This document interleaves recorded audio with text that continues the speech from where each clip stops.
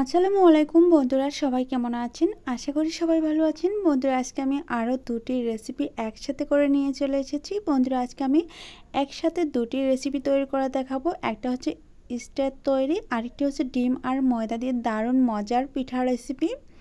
চলুন বন্ধুরা, কথা না বাড়িয়ে আমি মূল রেসিপিতে চলে যাচ্ছি। তার আগে বলছি, প্লিজ বন্ধুরা, ভিডিওটি দেখার শুরুতে একটা লাইক দিয়ে সম্পূর্ণ ভিডিওটি দেখার চেষ্টা করবেন, আর ভালো লাগলে চ্যানেল সাবস্ক্রাইব করে রাখবেন। বন্ধুরা, আমি যে আজকের রেসিপি তৈরি করছি এটি হচ্ছে চায়ের সাথে খেতে দারুণ মজার দুটি রেসিপি তৈরি করে নিয়ে আসছি। আপনারা ঝটপট বানিয়ে চায়ের সাথে খেয়ে নিতে পারবেন, এমনই দুটি রেসিপি নিয়ে এসেছি।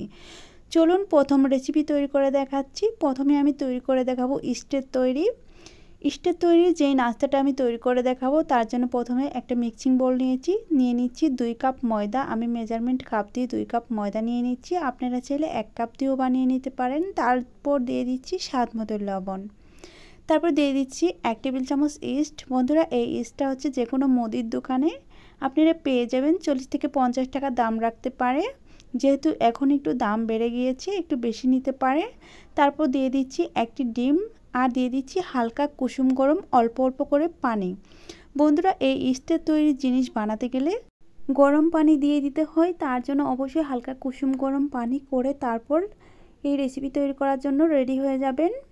বন্ধুরা, আমি যে ইস্টে নিয়ে এসেছি এটা দিয়ে 3 থেকে 4 বার নাস্তা তৈরি করে নেওয়া যাবে।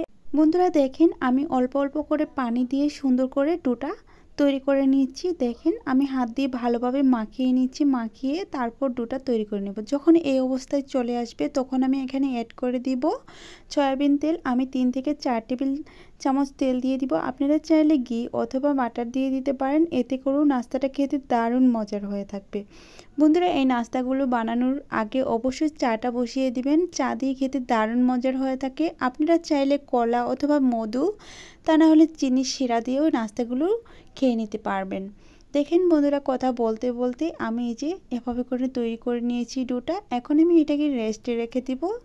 তার জন্য দেখেন আমি কিভাবে একটু গোল করে নিচ্ছি। গোল করে নেওয়া হয়ে গেলে এটা আমি প্লেটের উপর রেখে দিব। তার আগে একটু তেল লাগিয়ে নিব। তেল লাগিয়ে নিয়ে তারপর এটাকে রেস্টে রেখে দিব আমি পুরো 10 মিনিটের জন্য। বন্ধুরা, এটা যখন রেস্টে রেখে দিবেন তখন অবশ্যই গরম জায়গায় রেখে দেওয়ার চেষ্টা করবেন, যেমন ধরুন চুলার কাছে অথবা রোদে, তা না হলে গরম পানির ভাপে রাখার চেষ্টা করবেন, যেখানে গরম তাপমাত্রা পাওয়া যায়, এতে করে ফুলবে ভালো।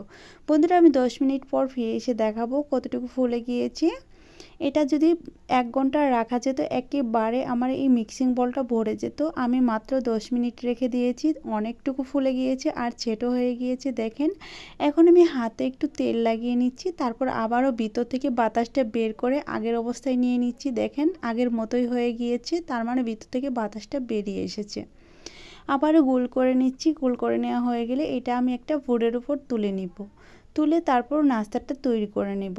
বন্ধুরা, আমি বোর্ডের উপর নিয়ে নিচ্ছি, নিয়ে তারপর আবারও একটু গোলাকার করে নিচ্ছি। এখন আমি একটা ছুরি দিয়ে 4টি ভাগে ভাগ করে নেব। বন্ধুরা, আজকে যেই নাস্তাটা আমি তৈরি করে নিচ্ছি এটা একেবারেই সহজ একটি রেসিপি, খেতে দারুণ মজার হয়ে থাকে। আমি একটা ছুরি নিয়ে নিচ্ছি আর ছুরির গায়ে একটু তেল লাগিয়ে নিচ্ছি। তারপর মাঝ বরাবর একটু দেখেন আমি চিনি করে নিচ্ছি, যাতে করে নাস্তাটা তৈরি করে নিতে খুবই সুবিধা হয়। আমি মাঝ বরাবর এভাবে করে কেটে নিচ্ছি। তারপর অপর পাশ থেকে আবারও আমি কেটে নিব। এক কথায় 4টি ভাগে ভাগ করে নিতে হবে। আর আমি এই অবস্থায় নাস্তাগুলো ভেজে নিব। আর নাস্তাগুলো যখন আমি প্লেটে তুলব তখন একটু সমান করে নিব।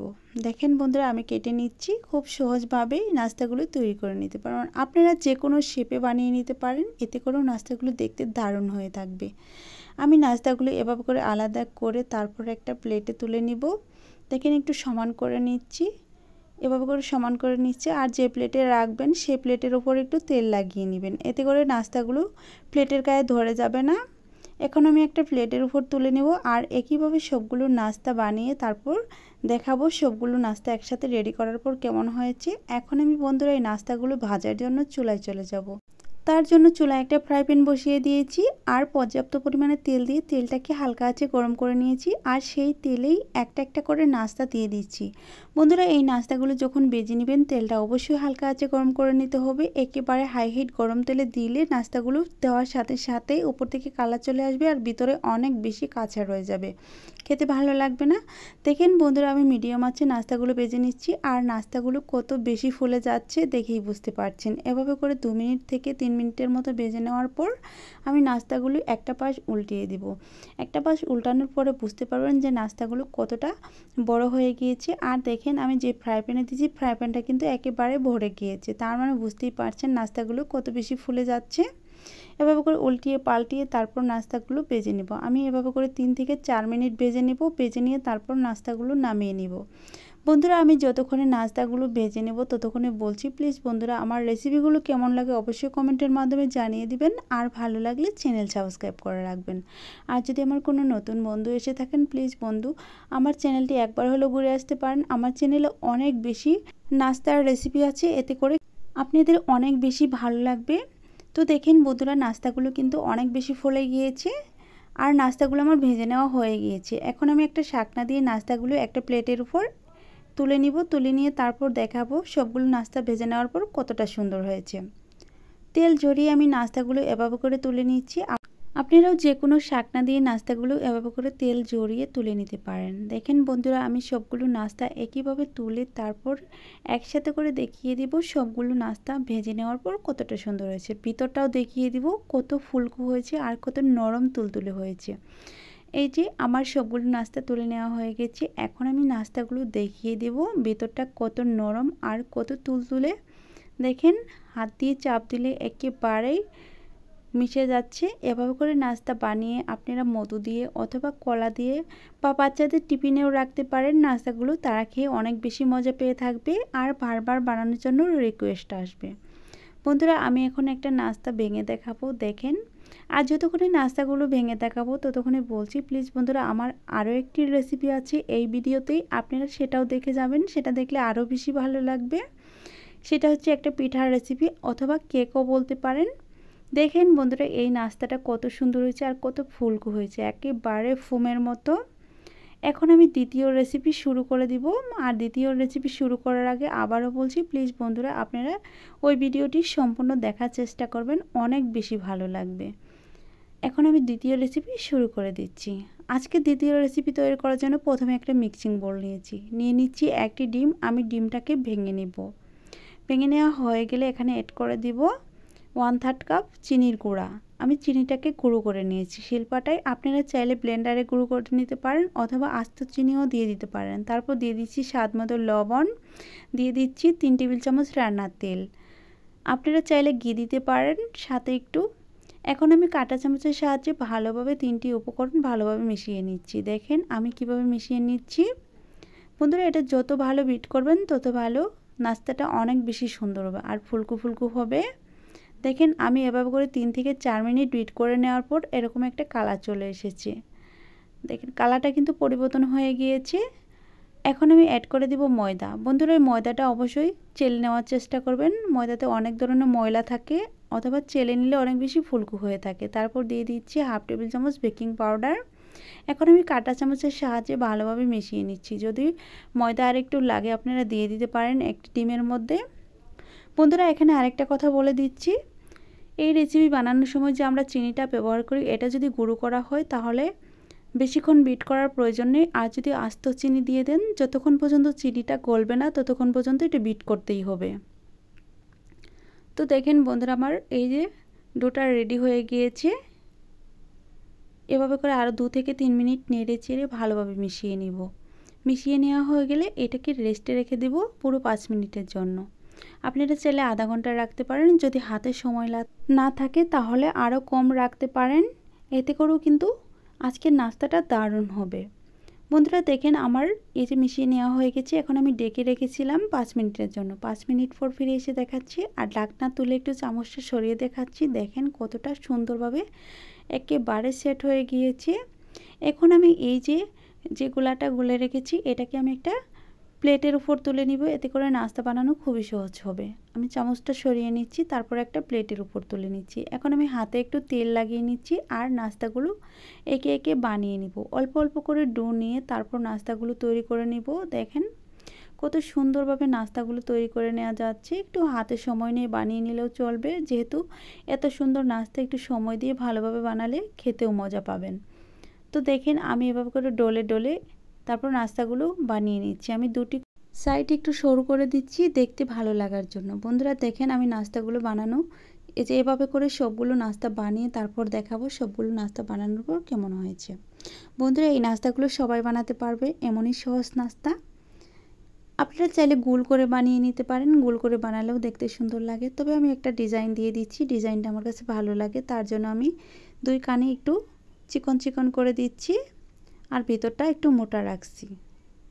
তো দেখেন একইভাবে আমি দুটি নাস্তা বানিয়ে নিলাম আর একইভাবে সবগুলো বানিয়ে তারপর সবগুলো একসাথে করে নিয়ে এসে তারপর দেখাবো সবগুলো বানানোর পর কতটা সুন্দর হয়েছে। বন্ধুরা দেখেন 1 কাপ ময়দা থেকে কিন্তু অনেকগুলো নাস্তা হয়েছে। একটু গুনে দেখতে পারেন, এখানে মনে হয় 8 থেকে 10টি নাস্তা হবে বানানো হয়েছে। আপনারা চাইলে ময়দার পরিবর্তে আটা দিয়ে বানিয়ে নিতে পারেন। অনেক আপুরা আমাকে প্রশ্ন করেছে যে ময়দার পরিবর্তে আটা ইউজ করা যাবে কিনা। তবে প্যাকেটের আটাটা দিলে অনেক বেশি ভালো হবে। তারপর একটু চেলে নেওয়ার চেষ্টা করবেন। বন্ধুরা দেখেন আমি চুলায় চলে আসছি এই নাস্তাগুলো ভেজে নেওয়ার জন্য। চুলায় আগে থেকে তেল বসিয়ে রেখেছিলাম আর তেলটাকে হালকা আঁচে গরম করে নিয়েছিলাম। আর সেই গরম তেলেই একে একে সবগুলো নাস্তা দিয়ে তারপর নাস্তাগুলো আমি ভেজে নেওয়ার চেষ্টা করছি। দেখেন নাস্তাগুলো দেওয়ার সাথে সাথে অনেক বেশি ফুলে গিয়েছে। আর বন্ধুরা নাস্তাগুলো তৈরি করার সময় অবশ্যই বেকিং পাউডার ব্যবহার করার চেষ্টা করবেন। তো দেখেন আমার নাস্তাগুলো 2 মিনিটের মতো ভেজে নেওয়ার পর এত বেশি ফুলে গিয়েছে। এখন আমি নাস্তাগুলো আরেকটু কালার করে তারপর একটা প্লেটের উপর তুলে নিব। একটা শাকনার উপর টিস্যু বসিয়ে তারপর তার মধ্যে আমি তুলে নিব, এক্সট্রা যাতে কোনো তেল না থাকে। তেলটাকে শুষে নেওয়ার জন্য আমি টিস্যু পেপারের ওপর নাস্তাগুলো আজকে তুলে নিব। আপনারা চাইলে প্লেটে রাখতে পারেন, যে কোনো সার্ভিং ডিশে রাখতে পারেন, এতে করে অনেক বেশি সুন্দর লাগবে আর তেল ঝরে যাবে। বন্ধুরা দেখেন কথা বলতে বলতে আমার নাস্তাগুলো ভেজে নেওয়া হয়ে গিয়েছে, এখন আমি তুলে নিচ্ছি। বন্ধুরা এটা শুধু নাস্তা বললেই চলবে না, এটাকে আপনারা কেক হিসেবে খেয়ে নিতে পারবেন অথবা পিঠা। এছাড়া এগুলোকে আপনারা চাইলে বিস্কিট হিসেবেও খেয়ে নিতে পারেন। দেখেন আমি তেল জড়িয়ে একটা শাকনার উপর তুলে নিচ্ছি। একইভাবে সবগুলো নাস্তা তুলে তারপর একসাথে করে নিয়ে এসে দেখাবো সবগুলো নাস্তা ভেজে নেওয়ার পর কতটা সুন্দর হয়েছে। নাস্তাগুলো তুলতে বেশি সময় লাগে না, অবশ্যই নাস্তাগুলো তেল ঝরিয়ে তোলার চেষ্টা করবেন। বন্ধুরা আমার নাস্তা তোলা হয়ে গিয়েছে, এখন আমি সবগুলো নাস্তা একসাথে করে নিয়ে তারপর দেখাবো। আমি নাস্তা নিয়ে চলে এসেছি, আমি নাস্তাগুলো ভেঙে দেখাবো নাস্তাগুলো ভিতরটা কেমন ফুলকো ফুলকো হয়েছে আর এত বেশি মুচমুচে হয়েছে যেটা 3 থেকে 4 দিন অনায়াসে করে রেখে খেতে পারেন। যদি বলেন আরও কিছুদিন রাখবো তাহলে আরেকটু কড়া করে বেজে নিতে পারেন। বন্ধুরা এখন আমি নাস্তাগুলো ভেঙে দেখাবো, আর যতক্ষণে নাস্তা ভেঙে দেখাবো ততক্ষণে আমার প্রাণপ্রিয় বন্ধুদের কাছে আবারও একটা অনুরোধ করছি, যদি আমার ভিডিও ভালো লেগে থাকে তাহলে চ্যানেলটি সাবস্ক্রাইব করে রাখবেন আর পাশে থাকা বেল বাটনটি অন করে দিবেন আমার চ্যানেলে ভিডিও সবার আগে পাওয়ার জন্য। আর এত সুন্দর সুন্দর রেসিপি দেখার জন্য অবশ্যই আমার চ্যানেলে একবার হলেও ঘুরে আসতে পারেন, আপনাদের অনেক বেশি ভালো লাগবে আমার রেসিপিগুলো দেখে। বন্ধুরা দেখেন ভিতরটা অনেকটা ফুলকো ফুলকো হয়েছে। আজ এই পর্যন্তই, ভালো থাকবেন, সুস্থ থাকবেন, আল্লাহ তাআলার কাছে এই কামনা করে বিদায় নিচ্ছি। পরবর্তীতে আবারও দেখা হবে। খোদা হাফেজ।